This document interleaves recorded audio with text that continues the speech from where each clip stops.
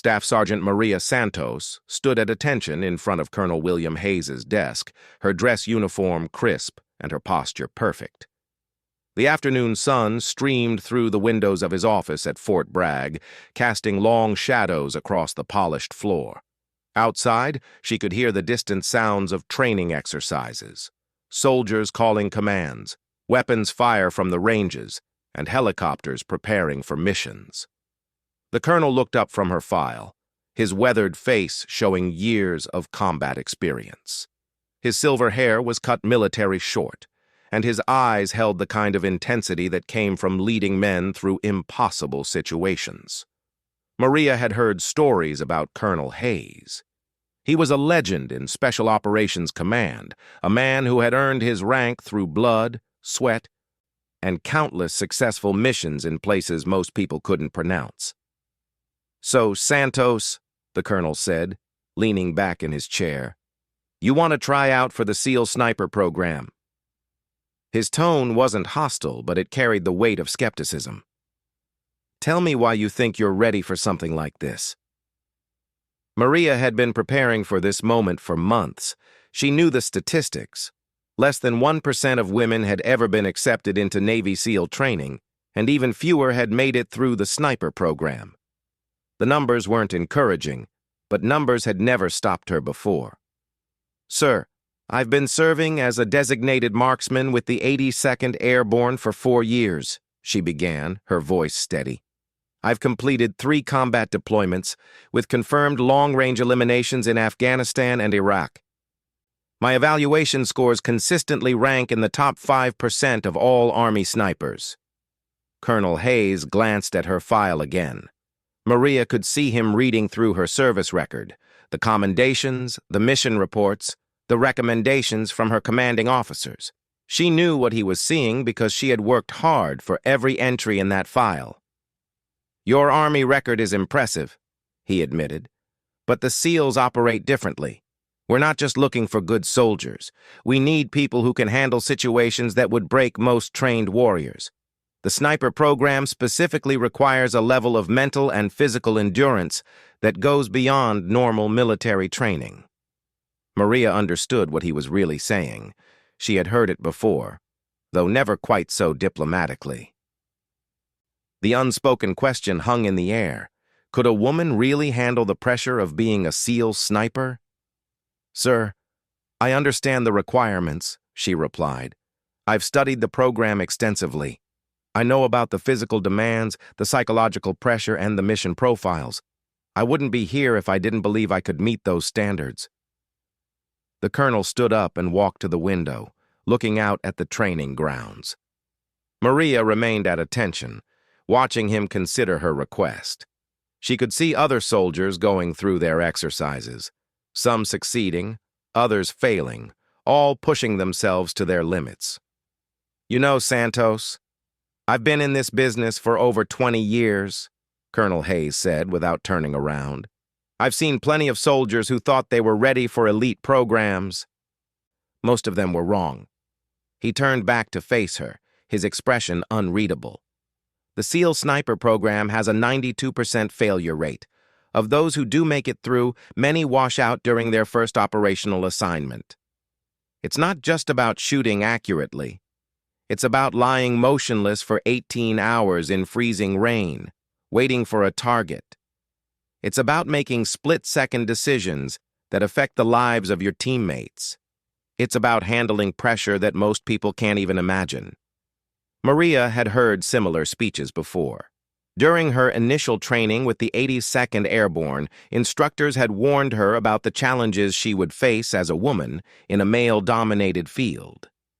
They had been right about the challenges, but wrong about her ability to overcome them. "I understand the risks, sir," she said. "But I also understand my capabilities.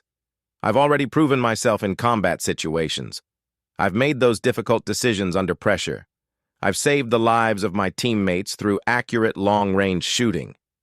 Colonel Hayes returned to his desk and picked up a report from her file. "Tell me about Kandahar," he said. "The incident with the Taliban sniper." Maria had been expecting this question. The Kandahar incident had become somewhat legendary in Army sniper circles, though the full details were classified. She had been part of a convoy escort mission when Taliban fighters had ambushed them from a mountainside position nearly 800 meters away. "We were taking accurate fire from an elevated position," she began. "The enemy sniper had us pinned down, and we had wounded soldiers who needed immediate evacuation. My spotter and I moved to a flanking position while the rest of the unit provided covering fire." She paused, remembering the intensity of that moment. The heat of the Afghan sun, the smell of dust and gunpowder, the weight of knowing that lives depended on her next shot. The target was partially concealed behind rocks with only intermittent exposure. Wind conditions were variable due to the mountain terrain. I had to account for both the distance and the elevation change, plus compensate for the movement of our own vehicles. Colonel Hayes was listening intently now, his skepticism giving way to professional interest. "What was your solution?" "I waited for the target to expose himself for his next shot. When he did, I had a window of approximately 3 seconds. The shot was successful. Single round, center mass. The enemy fire stopped immediately and we were able to evacuate our wounded." "Distance?" the colonel asked. 783 meters, sir. Confirmed by my spotter and verified by the after-action report." Colonel Hayes set down the report and looked at her directly. "That's an impressive shot under combat conditions. But it's still Army standards, not SEAL standards. Our snipers routinely engage targets at distances exceeding 1,000 meters, often in conditions far more challenging than mountain warfare." Maria had researched SEAL sniper requirements extensively. She knew they trained for shots up to 1,500 meters, with some specialized scenarios going even further. She also knew that distance was only one factor in sniper effectiveness. "Sir, I'm not claiming to be ready for SEAL missions right now," she said. "I'm asking for the opportunity to prove that I can meet your standards through your training program. I believe my experience gives me a solid foundation to build upon." The colonel was quiet for a long moment, studying her face. Maria could see him weighing her words, considering the implications of her request. She knew that accepting a woman into the SEAL sniper program would be controversial, regardless of her qualifications. "You realize that if I approve this request, you'll be under intense scrutiny," he said finally. "Every mistake will be magnified. Every success will be questioned. You'll be representing not just yourself, but every woman who might want to follow in your footsteps." Maria had thought about this pressure extensively. She understood that she would be breaking new ground, and that meant dealing with attention she might prefer to avoid. But she also understood that someone had to be first. "I'm prepared for that responsibility, sir," she replied. "I've dealt with skepticism throughout my military career. I've learned to let my performance speak for itself." Colonel Hayes walked around his desk and stood directly in front of her. "The SEAL sniper program begins with a qualification course that most experienced snipers fail. You'll be competing against the best marksmen from every branch of the military: Marines, Army Rangers, Air Force Special Operations, and of course, existing SEALs looking to upgrade their skills." He paused, letting the weight of those words sink in. "These men have been training for this their entire careers. They come from programs specifically designed to produce elite snipers. You'd be coming from a conventional Army background." Maria understood the challenge he was describing. She would be competing against operators who had been selected and trained specifically for special operations roles. Many of them would have advantages in terms of specialized training and equipment familiarity. "Sir, I believe that my combat experience gives me advantages that can't be taught in any training program," she said. "I've learned to perform under real pressure, not just training scenarios. I've made shots that mattered, not just shots for scores." The colonel considered this for another moment. Then, to Maria's surprise, he actually smiled slightly. "You know what, Santos? You remind me of myself 25 years ago, young, confident, maybe a little bit naive about what you're getting into." He returned to his chair and picked up a pen. I'm going to approve your request for the qualification course. Maria felt a surge of excitement, but she maintained her military composure. Thank you, sir.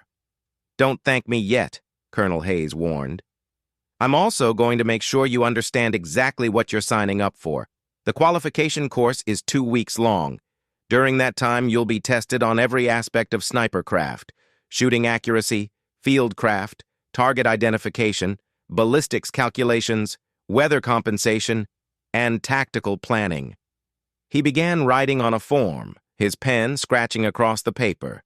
You'll be shooting in conditions designed to replicate the worst possible scenarios: rain, wind, darkness, stress, fatigue, and time pressure. The course has specific benchmarks that cannot be modified or adjusted. If you don't meet them, you're out. Maria nodded. I understand, sir. The shooting test alone requires 90% accuracy at ranges from 300 to 1,200 meters using weapons you may have never fired before. You'll have to demonstrate proficiency with multiple rifle systems, different ammunition types, and various optical equipment. He looked up at her again. Most candidates spend months preparing specifically for this course. You'll have 3 weeks to get ready. I suggest you use that time wisely. Colonel Hayes finished filling out the form and handed it to her. Report to Master Chief Peterson at the Special Operations Training Facility next Monday. He'll brief you on the specific requirements and give you access to the training materials. Maria took the paper, her hands steady, despite the adrenaline coursing through her veins. Thank you, sir. I won't disappoint you. Santos, the colonel called as she turned to leave. She stopped and faced him again. I want to be clear about something. I'm not giving you this opportunity because I believe in equality or because I want to make history. I'm giving it to you because your record suggests you might actually have what it takes. He leaned forward, his expression serious. But I'll also be honest with you. I don't think you're going to make it through the course. Not because you're not a good soldier, but because SEAL standards are simply different from anything you've experienced before. Maria felt a flash of irritation at his assumption, but she kept her voice level. I respect your opinion, sir. I look forward to proving you wrong. Colonel Hayes actually chuckled at that response. I hope you do, Santos. I genuinely hope you do. As Maria left his office, she could feel the weight of what she had just committed to. 3 weeks to prepare for a course that most elite snipers failed. 2 weeks of testing that would determine whether her military career would continue on its current path or take an entirely new direction. She walked across the base toward her barracks, already mentally planning her preparation strategy. She would need to research SEAL weapons systems, study advanced ballistics calculations, and find ways to simulate the physical and mental stress she would face during the qualification course. Other soldiers she passed looked at her curiously. Word traveled fast on a military base, and she suspected that news of her approved request would spread quickly through the special operations community. Some would be supportive, others skeptical, and a few openly hostile to the idea of a woman attempting SEAL training. But Maria had learned long ago not to worry about other people's opinions. Her focus was on performance, on proving that she belonged among the elite operators she hoped to join. The next 3 weeks would be the most important preparation of her military career. She thought about Colonel Hayes's prediction that she wouldn't make it through the course. He might be right. The statistics certainly weren't in her favor, but statistics didn't account for determination, and Maria had plenty of that. As she reached her barracks, she pulled out her phone and called her mentor, Sergeant Major Rodriguez. He had been her instructor during her initial sniper training and had become a trusted advisor throughout her career. Rodriguez here, came the familiar gravelly voice. Sergeant Major, it's Santos. I have news. Let me guess. They approved your crazy SEAL request. Maria smiled. Rodriguez knew her well enough to predict her next move. They did. I start preparation next week.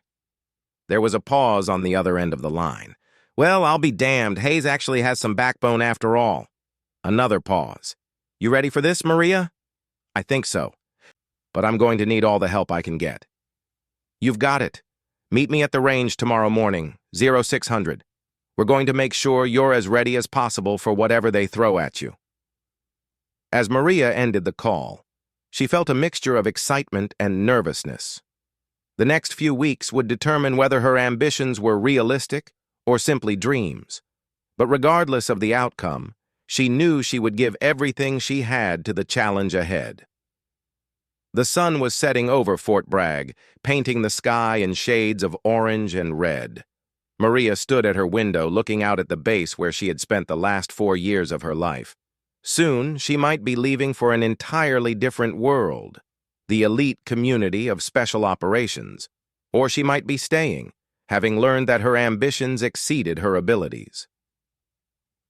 Only time would tell which future awaited her. Maria arrived at the Special Operations Training Facility before dawn, her gear bag slung over her shoulder, and her mind focused on the challenges ahead. The building looked different from the rest of Fort Bragg, newer, more secure, with an atmosphere that suggested serious business happened here daily. Master Chief Peterson was waiting for her in the main briefing room, a coffee mug in one hand and a thick folder in the other. He was exactly what Maria had expected a SEAL instructor to look like, tall, lean, with the kind of weathered face that came from years of exposure to sun, salt water, and combat stress. His eyes were sharp and calculating, measuring her as she entered the room. "Santos," he said without preamble. "Take a seat. We have a lot to cover." Maria sat down at the metal table, noting the various charts and diagrams posted on the walls. Range cards, ballistics tables, weapon specifications, and tactical scenarios covered nearly every surface. This was clearly a place where precision mattered. "First thing you need to understand," Peterson began, "is that this isn't Army Sniper School. We don't care about your previous training, your combat record, or what awards you've won. For the next 3 weeks, you're starting from zero." He opened the folder and spread several documents across the table. "These are the weapon systems you'll be tested on: M40A6, MK13 Mod 7, Barrett M107A1, and the MK48.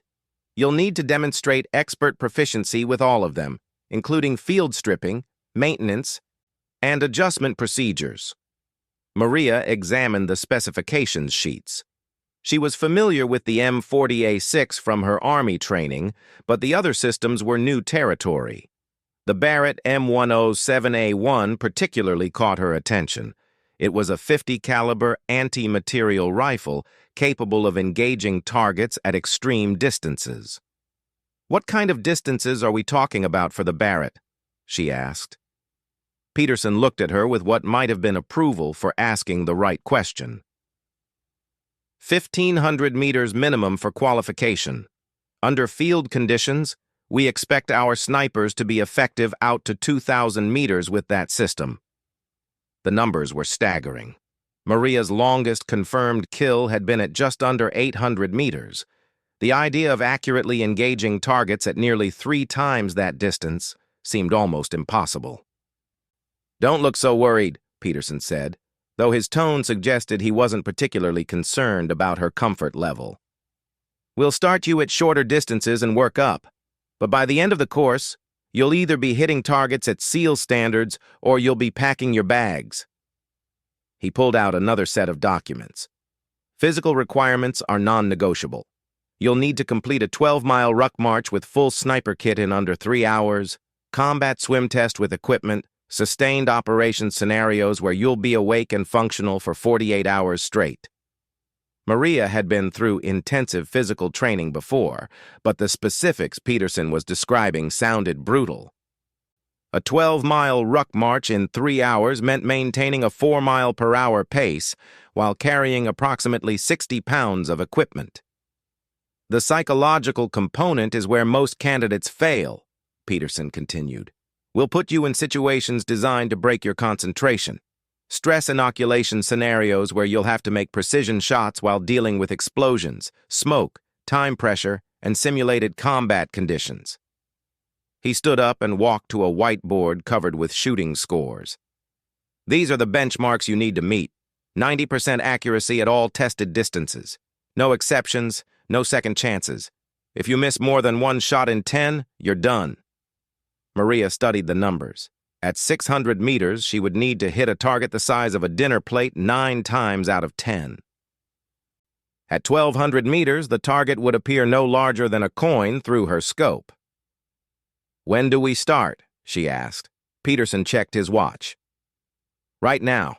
Grab your gear and meet me at range 7 in 10 minutes. We're going to baseline your current abilities before we start trying to improve them." Range 7 was unlike any shooting range Maria had used before. Instead of simple target stands at fixed distances, it featured a complex layout with targets at varying elevations and ranges, some partially concealed behind obstacles. The range extended far into the distance, disappearing into rolling hills that seemed to go on forever. "First test is basic marksmanship," Peterson explained as they approached a shooting position. "M40A6, 5 rounds each at 300, 400, and 500 meters. Standard chest-sized targets. This should be easy for someone with your background." Maria set up her shooting position, checking the rifle and adjusting the scope. The M40A6 felt familiar in her hands. She had trained extensively with similar weapons systems. The weather was clear, with minimal wind, ideal shooting conditions. She settled into her shooting position and focused on the 300-meter target. Through her scope, the target looked large and clearly defined. She controlled her breathing, felt her heart rate slow, and gently squeezed the trigger. The shot felt good, and she could see through the scope that she had hit the target near center. 4 more rounds followed in quick succession, each one finding its mark with precision that satisfied her. "Not bad," Peterson said, checking the target through his spotting scope. 5 for 5 at 300. Let's see how you do as we increase the distance." The 400-meter targets required slightly more careful calculation. Maria adjusted her scope for the increased distance and took her time with each shot. Again, 5 rounds found their targets with acceptable accuracy. But at 500 meters, something went wrong. Her first shot felt good, but when Peterson checked the target, he frowned. "Miss," he announced, "low and left." Maria was surprised. 500 meters was well within her comfort zone. She had made much more difficult shots under combat conditions. She adjusted her point of aim and fired again. This time, the shot connected, but she was troubled by the initial miss. The remaining shots were accurate, but the single miss nagged at her. Peterson seemed to notice her concern. "What happened on that first shot at 500? He asked as they walked to examine the targets. "I'm not sure," Maria admitted. "The sight picture looked correct, and the trigger pull felt clean. Maybe I didn't account properly for the slight crosswind." Peterson studied the target, then looked at her seriously. "Santos, that wasn't a near miss. You were off by nearly 6 inches. At SEAL standards, that kind of error would be unacceptable. A 6-inch miss on a high-value target could mean hitting a hostage instead of a terrorist." The weight of his words settled over her. She had been thinking in terms of Army standards, where a shot that hit the target area counted as success. But Peterson was right. SEAL operations required a level of precision that left no room for close enough. "Let's try something different," Peterson said. "We're going to move to 800 meters, and I want you to engage 3 targets in sequence. You'll have 30 seconds total, and I want to see how you handle the pressure of time constraints." 800 meters was at the edge of Maria's previous experience, and the added pressure of time limits made the challenge significantly more difficult. She set up her position and studied the targets through her scope. At that distance, they appeared small and indistinct. Peterson started his stopwatch. "Beginning now." Maria focused on the first target, calculated the distance and wind compensation, and fired. Through her scope, she couldn't clearly see where the shot had hit. She moved to the second target, made her calculations, and fired again. The time pressure was making her rush her normal routine. The third shot came with only seconds remaining on the clock. Maria forced herself to slow down despite the time constraint, took a deep breath, and squeezed the trigger just as Peterson called time. 2 hits, 1 miss, Peterson announced after checking the targets with his spotting scope. The miss was target number 2. You rushed the shot and pulled it high. Maria felt a growing sense of concern. These weren't extraordinarily difficult shots under normal circumstances, but the combination of increased distance and time pressure was affecting her performance in ways she hadn't expected. The problem, Peterson explained, is that you're thinking like an Army sniper instead of a SEAL sniper. Army doctrine emphasizes engagement of area targets, suppressing enemy positions, disrupting formations, creating psychological effects. SEAL snipers focus on precision elimination of specific high-value targets. He gestured toward the distant targets. When we deploy, there's no room for mistakes. 1 shot, 1 kill, no second chances. The targets we engage are often surrounded by civilians, hostages, or friendly forces. Missing isn't just failure, it's disaster. That afternoon, Peterson introduced her to the Mk-13 Mod 7, a weapon system she had never used before. The rifle felt different in her hands. The balance was unfamiliar, and the trigger had a different feel than what she was accustomed to. Part of SEAL sniper training is adaptability, Peterson explained. You might be deployed with any one of several weapon systems. Depending on mission requirements, you need to be expert with all of them. The afternoon session went poorly. Maria struggled with the unfamiliar weapon, and her shot groups were inconsistent. Several shots missed their targets entirely, and even her hits were scattered across a wider area than SEAL standards allowed. Peterson watched her performance with an expression that grew increasingly skeptical. Santos, I'm going to be direct with you. Based on what I've seen today, you're not ready for this program. Your fundamentals are decent for Army standards, but you're nowhere near SEAL capability. The criticism stung, but Maria forced herself to listen objectively. Peterson was right. Her performance had been below the standards she needed to meet. What specifically do I need to work on? She asked. Everything, Peterson replied bluntly. Your shooting positions need work. Your breathing control is inconsistent. You're not properly calculating environmental factors. And most importantly, you don't have the mindset yet. He walked closer to where she was sitting with the rifle. SEAL snipers don't just shoot targets. We solve complex problems under extreme pressure. Every shot requires calculation of distance, wind speed and direction, temperature, humidity, barometric pressure, target movement, and mission requirements. Peterson pulled out a small notebook and showed her a page covered with calculations. This is what goes through a SEAL sniper's mind before every shot. Not just aim and fire, but a complete analysis of every factor that could affect accuracy. Maria studied the calculations. They were far more complex than anything she had used in her Army training. Variables she had never considered were included in the mathematical formulas. How long does it take to learn all this? She asked. Most candidates spend 6 months in preliminary training before they're even allowed to attempt the qualification course, Peterson said. You have 3 weeks. The next several days followed a similar pattern. Each morning, Maria would arrive at the range feeling confident, only to have that confidence systematically broken down by increasingly difficult challenges. Shots that should have been routine became complex problems that exposed gaps in her knowledge and training. Peterson introduced environmental complications, shooting in rain, wind, and varying light conditions. Each new variable seemed to multiply the difficulty exponentially. Shots that she could make easily in perfect conditions became nearly impossible when weather factors were added. The weather doesn't care about your comfort level, Peterson explained, after Maria had missed several shots during a rainstorm simulation. Enemy targets don't wait for ideal shooting conditions. You need to be accurate regardless of environmental factors. The physical challenges were equally demanding. Peterson had her complete shooting drills while exhausted from long ruck marches after completing combat swim tests and while dealing with simulated combat stress. Her accuracy decreased significantly when she was tired or under pressure. Fatigue is the enemy of precision, Peterson told her after a particularly difficult session. But SEAL snipers often operate for days without proper rest. You need to learn to maintain accuracy even when your body is telling you to quit.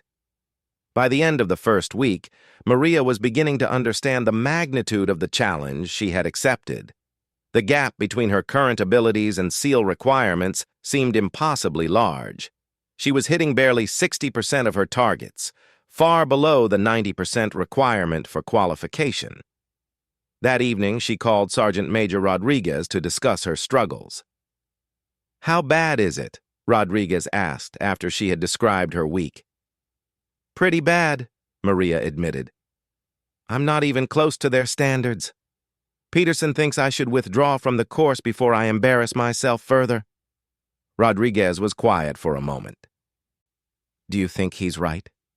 Maria considered the question honestly. "I don't know. Maybe. The shooting requirements are beyond anything I've experienced before, and I only have 2 more weeks to prepare before the actual qualification course begins." "Listen to me, Maria," Rodriguez said, his voice serious. "I've known you for 4 years. I've seen you overcome challenges that broke other soldiers.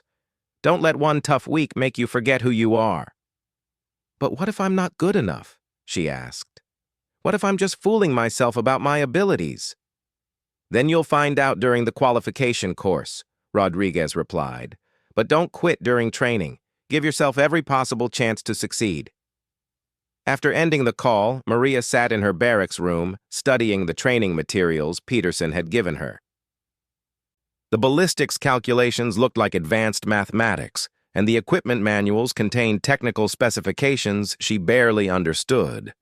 But as she worked through the problems, something began to click. The calculations weren't just abstract mathematics. They were tools for solving real-world problems. Each formula represented a way to overcome specific challenges that could affect shooting accuracy.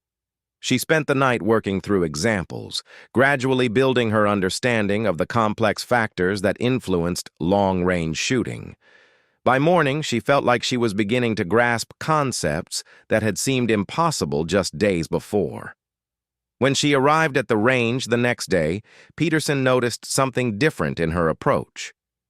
"You look more focused today," he observed as she set up her shooting position. "I spent last night studying the ballistics calculations," Maria explained. "I think I'm starting to understand how all the variables work together." Peterson nodded approvingly. "Good. Today we're going to test that understanding. You'll be engaging targets at varying distances with different ammunition types in changing weather conditions. Each shot will require you to calculate the proper adjustments based on environmental factors." The morning session went significantly better than any previous training. Maria's shots were more consistent, and her accuracy improved noticeably. She was still below SEAL standards, but the improvement was encouraging. "Better," Peterson said after checking her targets. "You're starting to think like a sniper instead of just shooting like one. But we're still a long way from where you need to be." As the second week of preparation continued, Maria's performance gradually improved. The weapon systems became more familiar, her calculations became more accurate, and her confidence began to return. She was hitting approximately 75% of her targets, still below qualification standards, but moving in the right direction. Peterson's attitude toward her also seemed to shift slightly. While he remained demanding and critical, she sensed a growing respect for her determination and improvement. "You know, Santos," he said after a particularly good session, "when Colonel Hayes first told me about your request, I thought it was a waste of time. I figured you'd wash out in the first few days." "And now?" Maria asked. Peterson considered his answer carefully. Now I think you might actually have a chance. You're still not ready, but you're improving faster than I expected. If you can maintain this rate of progress, you might surprise some people." As her final week of preparation began, Maria felt cautiously optimistic. She still faced enormous challenges, but she was no longer overwhelmed by the technical requirements. The shooting felt more natural, and her accuracy was steadily improving. But she also knew that the real test was still ahead. In just days, she would face the actual qualification course, competing against the best snipers from across the military. Everything she had learned during these 3 weeks of preparation would be tested under the most demanding conditions the instructors could create. The question was whether 3 weeks of intensive training could bridge the gap between Army standards and SEAL requirements. Maria was about to find out. The SEAL sniper qualification course began at 500 hours on a cold Monday morning. Maria arrived at the testing facility to find 11 other candidates already assembled: Marines, Army Rangers, Air Force Special Operations personnel, and 3 existing SEALs looking to upgrade their qualifications. She was the only woman. Master Chief Peterson stood before the group with several other instructors, all wearing the kind of expression that suggested the next 2 weeks would be memorable for all the wrong reasons. "Gentlemen," Peterson began, then glanced at Maria. "And lady, welcome to SEAL Sniper qualification. Over the next 14 days, we will determine whether you have what it takes to earn the title of Naval Special Warfare Sniper." He gestured to the other instructors. "These are your evaluators. They will be watching everything you do, measuring every shot you take, and judging whether you meet our standards. Their decisions are final and non-negotiable." Maria looked around at her fellow candidates. They were all experienced operators, each carrying themselves with the confidence that came from years of elite military training. Several of them glanced at her with expressions ranging from curiosity to skepticism. "The course is divided into 4 phases," Peterson continued. "Marksmanship fundamentals, advanced shooting techniques, fieldcraft and concealment, and finally, operational scenarios. You must pass each phase to advance to the next. Fail any phase, and you're out immediately."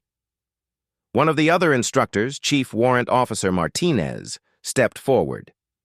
"The passing score for all shooting tests is 90%. This is not a curve.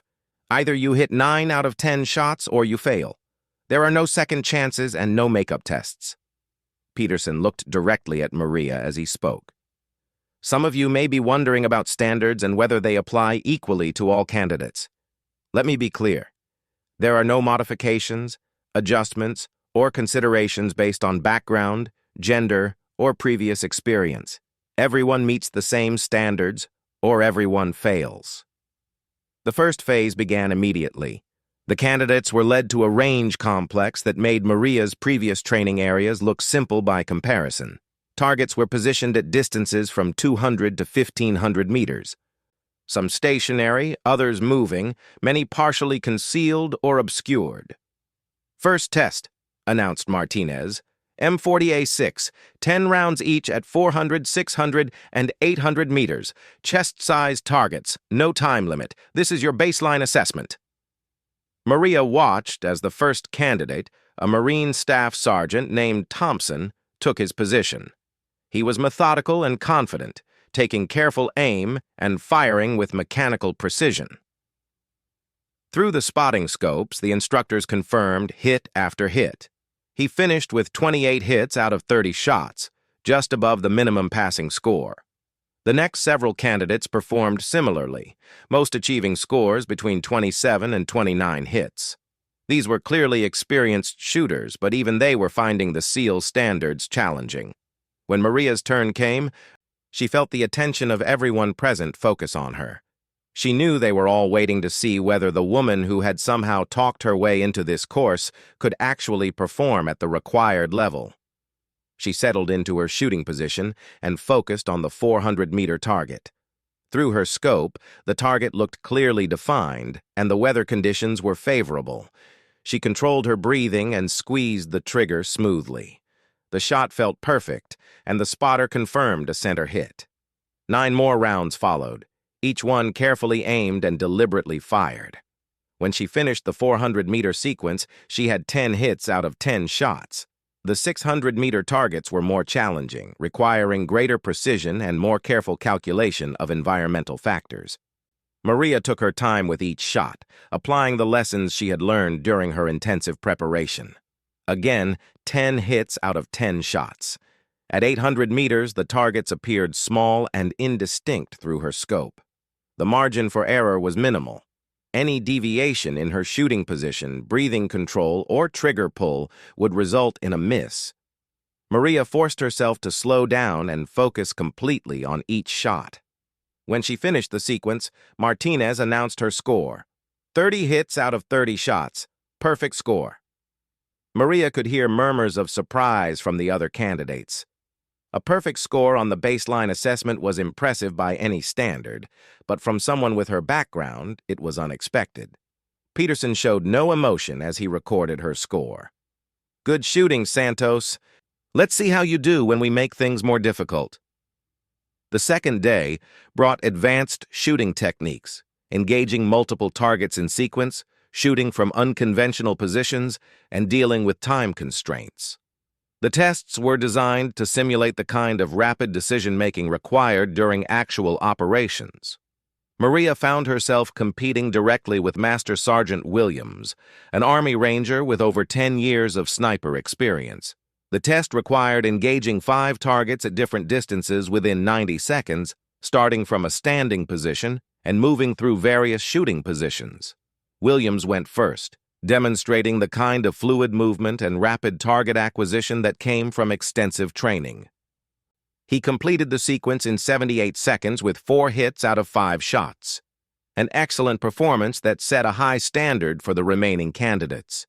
When Maria's turn came, she forced herself to move with deliberate speed rather than rushing. She dropped into position, identified her first target, and fired. Moving to the second position, she could hear her heart beating, but kept her breathing controlled. By the third target, she had found her rhythm. The movements felt natural, and her shooting positions were solid and stable. She finished the sequence in 81 seconds with 5 hits out of 5 shots. "Outstanding!" Martinez announced. "Santos, that's the best performance we've seen on this drill today." The compliment was unexpected, and Maria felt a surge of confidence. She was not only meeting SEAL standards, she was exceeding them. The third day brought weather complications. The instructors had candidates shooting in simulated rainfall, with wind machines creating variable gusts and changing light conditions that made target identification difficult. This was where Maria's combat experience began to show its value. Unlike some of the other candidates who had trained primarily in controlled conditions, she had learned to shoot accurately in the chaotic environment of actual combat. The artificial weather conditions were challenging, but they didn't intimidate her the way they seemed to affect some of her competitors. During a particularly difficult sequence involving targets at 1,200 meters in simulated rain and wind, Maria achieved 8 hits out of 10 shots, while several other candidates failed to achieve the minimum passing score. Chief Martinez pulled her aside after the session.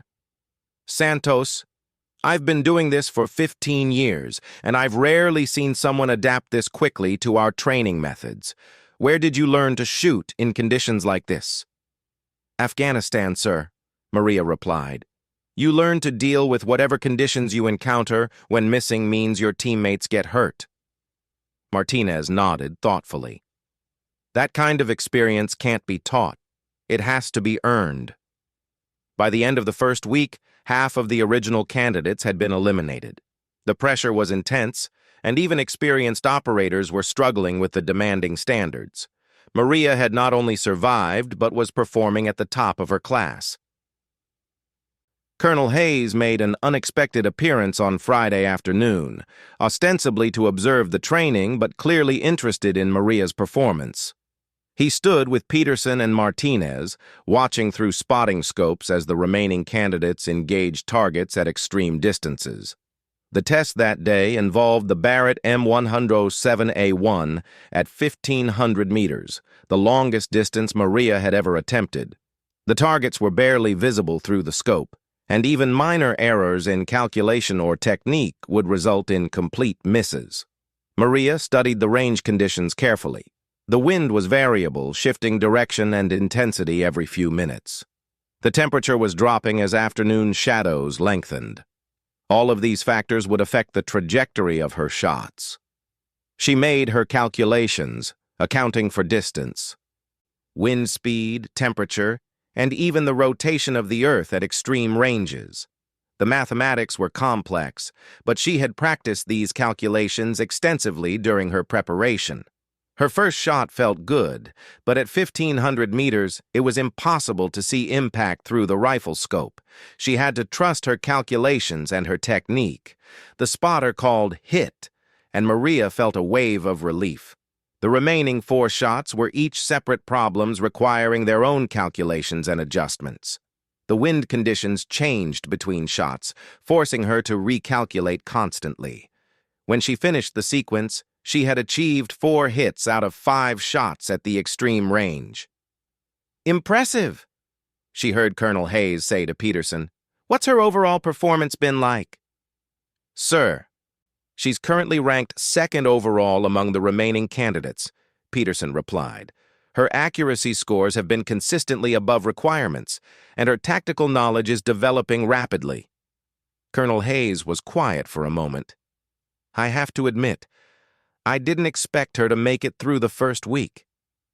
The second week brought fieldcraft training, the art of concealment, observation, and operating undetected in enemy territory. This was completely new territory for Maria, as Army snipers generally operated with more support and in less demanding concealment scenarios. The candidates were required to move through wooded terrain to establish hidden firing positions, remain undetected for extended periods, and engage targets while avoiding discovery by roving instructors playing the role of enemy forces. Maria struggled initially with the fieldcraft requirements. Her camouflage techniques were adequate for Army standards, but insufficient for SEAL operations. Several times during the first few days, she was detected by instructors and failed the concealment exercises. "Your shooting is excellent," Chief Martinez told her after one particularly frustrating day. "But fieldcraft is equally important. A SEAL sniper who can't remain hidden is a dead SEAL sniper." That evening, Maria worked with 2 of the other candidates who had extensive fieldcraft experience. They showed her advanced camouflage techniques, taught her to move silently through different types of terrain, and shared the kind of practical knowledge that could only come from years of field experience. The next day's exercise went much better. Maria successfully established a concealed position and remained undetected for over 6 hours while observing and reporting on simulated enemy activity. When the time came to engage targets, her shooting remained accurate despite the physical discomfort of maintaining her hidden position. The final test was a comprehensive scenario that combined all the skills developed during the course. Each candidate had to infiltrate to a position overlooking a mock enemy compound, establish concealment, observe and report on activity, and then engage specific high-value targets while avoiding detection. The scenario was designed to be as realistic as possible, with role players simulating enemy guards, civilian populations, and hostage situations. The shooting required extreme precision. Targets were often partially concealed and surrounded by non-combatants. Maria was assigned a position approximately 1,000 meters from the target compound. She had to approach through dense vegetation, establish her hide, and wait for specific targets to present themselves for engagement. The approach took over 2 hours, moving carefully to avoid detection by the roving instructors. When she finally reached her assigned area, she had to construct a concealed position that would allow her to observe the compound while remaining completely hidden. For the next 4 hours, she lay motionless in her hide, observing activity in the compound and reporting her observations to controllers via radio. The physical discomfort was intense, lying prone for hours without moving, dealing with insects, maintaining alertness despite fatigue. When the engagement phase began, Maria identified her first target, a role player representing a terrorist leader who appeared briefly on a balcony of the main building. The shot required threading the bullet between two support posts, with civilians visible in the background. She made her calculations carefully, accounting for the distance, the slight wind, and the partial concealment of the target. When she fired, the impact was perfect, a center hit that would have been immediately lethal. Two more targets presented themselves over the next hour, each requiring different calculations and techniques. Each shot was successful, and Maria maintained her concealment throughout the exercise. When the exercise ended and she emerged from her hide, she found Colonel Hayes waiting with the other instructors. "Outstanding performance, Santos," Peterson announced. "You successfully completed one of the most challenging scenarios we've developed." Colonel Hayes stepped forward, his expression serious. "Santos, when you first came to my office requesting this opportunity, I told you I didn't think you would make it through the course." Maria nodded, remembering their conversation. "Yes, sir." "I was wrong," the colonel continued. "Not only have you completed the course successfully, but you've done so with some of the highest scores we've recorded.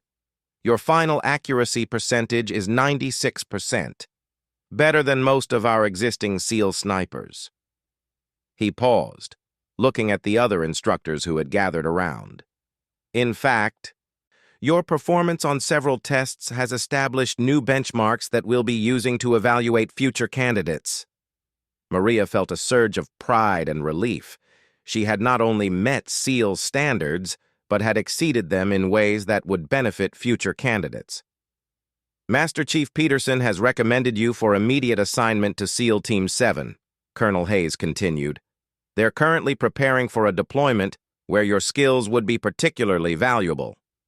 Peterson stepped forward with a folder containing her new orders. "Santos, welcome to Naval Special Warfare. You've earned your place among the elite." As Maria accepted her new orders, she thought about the journey that had brought her to this moment. 3 weeks earlier, she had been a good Army sniper with ambitious dreams. Through determination, intensive training, and the willingness to push herself beyond her perceived limitations, she had achieved something that many had thought impossible. The other candidates who had successfully completed the course gathered around to congratulate her. These were men who had initially questioned whether she belonged in their elite community. Now they were acknowledging her as an equal, someone who had proven herself through performance rather than words. "You know," William said, "I wasn't sure about having a woman in the program when this started, but after watching you shoot for 2 weeks, I'd be honored to have you as my partner on any mission." Similar comments came from the other successful candidates.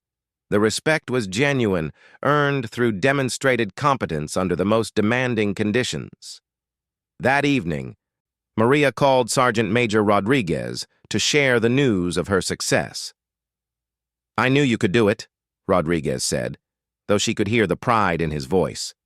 "How does it feel to be a SEAL sniper?"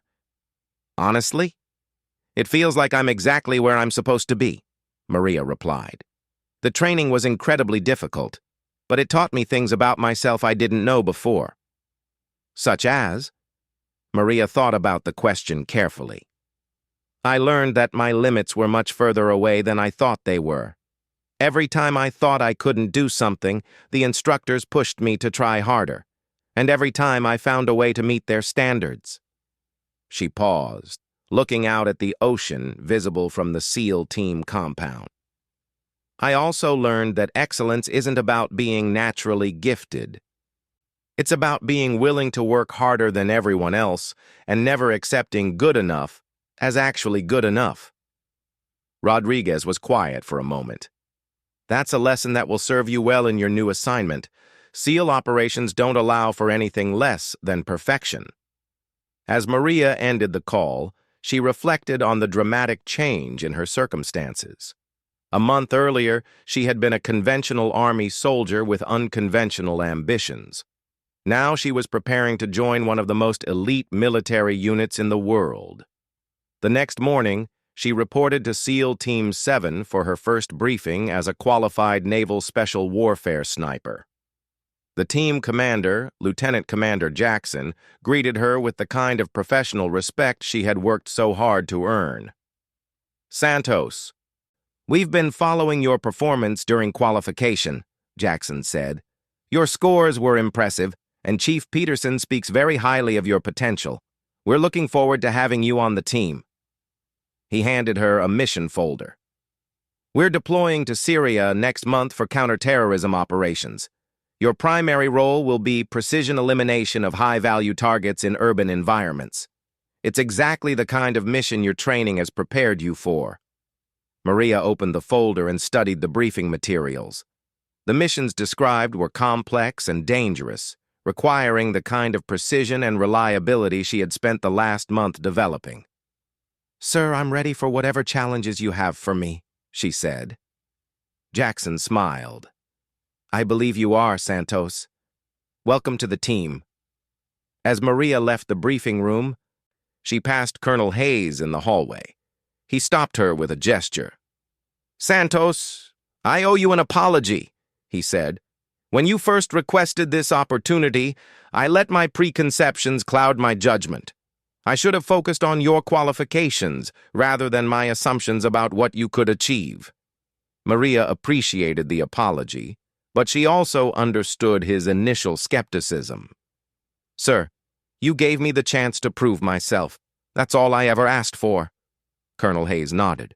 "Your success is going to open doors for other women who want to follow in your footsteps. That's a significant responsibility." "I understand that, sir," Maria replied. "But right now, I'm focused on being the best SEAL sniper I can be. If that helps other women achieve their goals, then I'm proud to play that role." As she walked toward her new team's compound, Maria thought about the incredible journey that had brought her to this point. She had started with a request that seemed almost impossible and had turned it into reality through determination, hard work, and the refusal to accept limitations others had placed on her. The shooting ranges were visible in the distance, where new candidates would soon be testing their abilities against the same standards she had conquered. Some would succeed, others would fail, but all would have the opportunity to discover their true potential. Maria's path had led her to a place where her gender was no longer relevant. Only her abilities mattered. She had shattered not only the specific benchmarks of SEAL sniper training, but also the broader assumptions about what was possible for a determined individual willing to push beyond perceived limitations. The sound of gunfire from the training ranges reminded her that excellence was not a destination, but an ongoing pursuit. As a SEAL sniper, she would continue to face new challenges and higher standards. But she had proven to herself and others that those challenges were not insurmountable obstacles. They were opportunities to discover just how much she could achieve. The colonel had indeed laughed at her range request, but now her performance had given him and many others reason to reconsider their assumptions about capability, determination, and the power of refusing to accept limitations imposed by others.